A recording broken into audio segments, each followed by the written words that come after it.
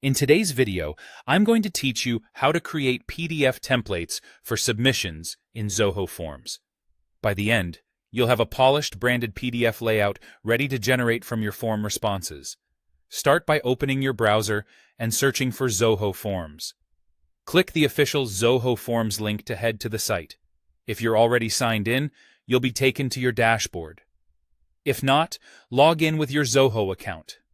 If you manage multiple workspaces or organizations, make sure you're in the correct one, so your form list is accurate. From your dashboard, open the form you want to work with. If you have a long list, use the search bar to find it quickly.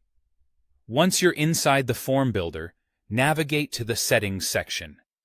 This is where Zoho keeps the tools that control form behavior after someone submits a response.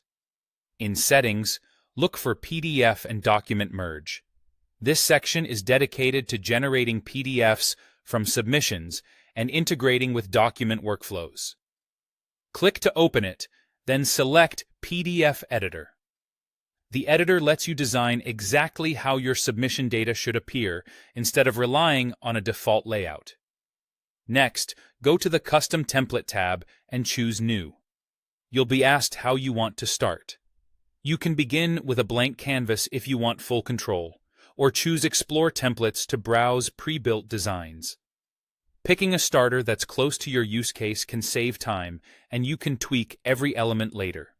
Once you're in the drag-and-drop editor, arrange your template the way you want readers to experience it. Insert your form fields so the submission data appears in the right places. Add your logo, header image, or a cover section to reinforce your brand. Adjust fonts, colors, and spacing for readability, and use alignment guides to keep everything neat.